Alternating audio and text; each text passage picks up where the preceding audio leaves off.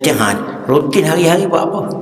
Dia kata saya pergi masjid, saya pergi surau, saya makan, saya duduk, saya balik surau jalan kaki gitu je lah. Saya pun rutin setiap hari. Sekarang ni saya limitkan rutin saya ialah 3 perkara je. Umur dia, Cik Umar dia jawab, oh dia pun 61 ya. Oh muda sangat. 61 ya? 67? Oh saya ingat saya 61. Siapa jawab 61 tadi? Ada 72, ada 73, saya 71. Kita sebut segala 61, 71, 73 tu tahun Masihi. Ini mak hijrah lah ni. Kalau 71 saya ni, tahun hijrahnya dah 73 plus. Kalau orang yang 73 tu dah 75 plus tu. Sedarlah diri 75 ni macam mana? Bermakna kalau kita letakkan tahun hijrah tu asas umur kita, barulah kita terasa kita dah cukup tua. Nabi 63 tu tahun hijrah, tahun Masihi sekitar 61. Jadi bapak saya 69 tahun, bapak saudara saya 69 tahun, mak saya 63 tahun, adik saya 59 tahun yang meninggal ni. Adik lagi pada tu 57. Saya dah mencecah 71. Saya boleh expect lagi ke saya akan berjangkau sampai 80? Nak tu nak lah juga.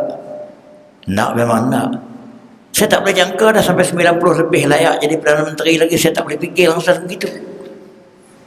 Bahkan kalau jadi juga pun mungkin bercelaru lebih banyak daripada tak bercelaru. Ya tak? Jadi dengan sebab itu, kita terasa muda atau tidak, ini adalah faktor umur kita. Dan yang baki itu makin sikit, yang lepas itu makin banyak. Apabila yang baki itu dah tinggal sikit, perubahan daripada macam rutin. Saya tanya kawan saya tadi, saya tanya rutin hari-hari buat apa? Dia kata saya pergi masjid, saya pergi surau, saya makan, saya duduk, saya balik surau jalan kaki gitu je lah. Saya pun rutin setiap hari. Sekarang ni saya limitkan rutin saya ialah 3 perkara je. Yang pertama, saya dengan isteri saya, rumah tu lah, ada sikit gardening buat gitu gini, dia masak-masak beli apa, saya dengan dia je lah 24 jam. PKP ni lagi-lagi intim. Itu yang pertama. Hubungan kita bertambah akrab kerana saling memerlukan. Yang kedua, bolak-balik ke masjid surau lah. Apabila lepas PKP dah dilonggarkan, sama ada saya pergi ceramah atau pergi salat. Yang ketiga, pulang-alik ke hospital. Sebulan sekali dia gitu. Itu rutin biasa yang saya masuk diary tetap. Yang lain-lain itu dah sampingan.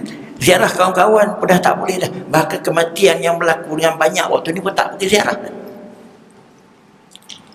Jadi apabila gitu, kita continue buat benda ni setiap hari. Malam ni kita balik, kita tidur. InsyaAllah pagi besok kita bangun balik. Sambung rutin itu. InsyaAllah kita sambung balik itu. Apa kita punya persepsi kepada proses ini semua? Saya nak tanya. Apa kita punya tanggapan kepada benda ni semua? Apa benda ni? Saya menganggap itu kita meneruskan perjalanan kita ke satu destinasi yang kita akan sampai, cuma entah bila, entah bagaimana. Itu saja. Yang pasti kita sedang menjalani satu pengembaraan, satu perjalanan. Yang pasti kita akan sampai ke destinasinya, cuma bila dan bagaimana. Bila maknanya mungkin besok, mungkin tahun depan, mungkin 2 tahun lagi. Bagaimana? Mungkin di IJN, mungkin di tengah jalan, mungkin di padang tenis, mungkin di tempat sembahyang, terpulang kepada rezeki masing-masing. Apa yang pasti saya yakin, masa untuk itu terlalu singkat, terlalu pendek dah yang tinggal, yang lepas dah banyak. Apabila masa yang singkat ini, injury time yang macam ni, skor gol last minute tu cukup penting untuk menang ataupun untuk draw. Kalau last minute masih duk gelecek, masih tak tentu main, nak goreng, nak tayang panas sikit tapi tak ada skor gol, tak payah main bola. Ya tak? Bermakna last minute macam ini, Kita tak nak sia-siakan masa-masa yang masih baki-baki itu yang tinggal. Itu maksud saya. Maka memenuhi ruang-ruang yang masih ada dalam beberapa waktu yang kita akan tempuh inilah amat-amat penting dan amat-amat bernilai untuk kita muhasabah diri. Kalau tidak, kita terus melarut gitu dengan tidak. Ada orang yang perangai 70-an, perangai macam orang 2-30-an pun ada. 24 jam dengan WhatsApp handphone, gelak seorang-seorang, cakap seorang-seorang. Bukan kita tak boleh, tapi limitasi.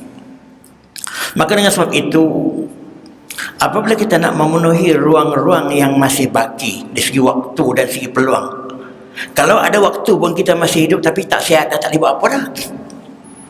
Ditambah pula dengan nyanyuk, dengan apa semua, lagi-lagi tak boleh.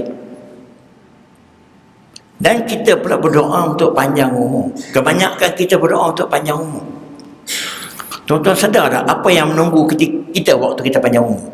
Nyanyuk, sakit, menyusahkan anak-anak menantu, kalau suami menyusahkan isteri. Itu yang sedang menunggu kita bila kita tua. Yang itu yang kita tunggu, nak panjang umur, mana kita nak pergi ke situ? Adakah panjang umur itu mendatangkan nikmat kepada kita kalau berada dalam suasana macam itu, atau sebaliknya? Maka dalam keadaan begini, tuan-tuan sekalian, perubahan daripada setahun ke setahun dan hijrah ke tahun masih ini patut sangatlah menimbulkan keisapan macam itu bagi orang yang macam saya ni lah, umur-umur macam ni. Orang muda-muda ni mungkin dia rasa lambat lagi kot, rasa je lah.